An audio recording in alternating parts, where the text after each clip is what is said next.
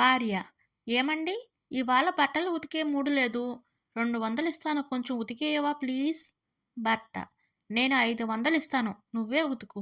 భార్య: నేను 1000 ఇస్తాను, నువ్వే ఉతుకు. భర్త: నేను 2000 ఇస్తాను, నువ్వే వెళ్లి ఉతుకు. భార్య: అయితే ఇవ్వండి 2000. భర్త: ఇవిగో తీసుకుపో ఇక్కడి నుండి. మరిది: వదినా వదినా, బట్టలు ఉతికితే 200 ఇస్తానన్నావు, బట్టలన్నీ ఉతికేశాను, ఇవ్వు 200.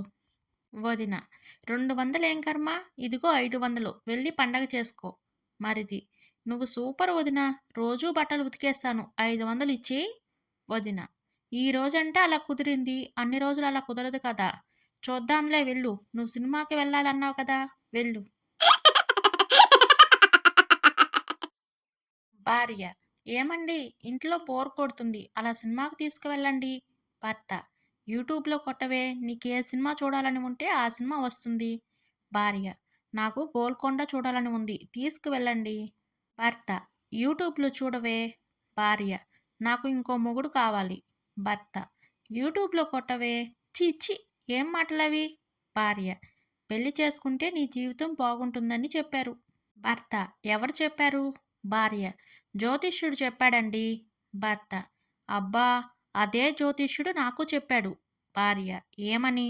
భర్త: పెళ్లి చేసుకోకురా, నీ జీవితం సంకనాకిపోతుంది అని. నేను పెళ్లి చేసుకోవడం మానేశానా, లేదు కదా. భార్య: ఏమండి, మీకు ఓ విషయం తెలుసా. భర్త: ఏంటది. భార్య: మన వీధి చివరిలో ఉన్న పాపారావు లేడు, వాళ్ళ ఆవిడ మీద యాసిడ్ పోసాడంట, వెంటనే వాళ్ళ ఆవిడ పెట్రోల్ పోసేసిందంట. భర్త: మొన్నే కదా ప్రేమగా ఉంటున్నారు, ప్రేమగా ఎలా ఉండాలో వాళ్ళని చూసి నేర్చుకోమన్నావు, ఇప్పుడు యాసిడ్ పెట్రోల్ ఎలా పోయాలో నేర్చుకోవాలా, లేక ప్రేమను నేర్చుకోవాలా. అయినా వీధిలో ఉన్న విషయాలన్నీ నీకెలా తెలుస్తున్నాయి. భార్య: పక్కింటి ఆంటీ చెప్పిందండి. భర్త: ఏం, పక్కింటి ఆంటీకి ఇంకేం పని లేదా. భార్య: ఏమండి, నాకు చిన్న డౌట్, అడగమంటారా. భర్త: అడుగు, ఇంకెందుకు ఆలస్యం. భార్య: బిస్కెట్ గాలికి పెడితే మెత్తబడుతుంది, కేక్ గాల్లో పెడితే గట్టిపడుతుంది, ఎందుకు. భర్త: దానికి అర్థం, గాలికి తిరిగినా గాలి మాటలు విన్నా ఇల్లు కూలుతుంది, కాపురాలు చెల్లాచెదురు అని అర్థం. నోరు మూసుకుని ఈ రోజు నుండి ఇంట్లో ఏదైనా పని ఉంటే చేసుకో, లేదంటే దుప్పటి కప్పుకొని పడుకో, అంతేగాని గాలి మాటలు విన్నావనుకో, నువ్వు గాల్లోకి పోతావు, జాగ్రత్త. భార్య: ఏం, ఖాళీగా ఉంటే గుడికి వెళ్ళకూడదా.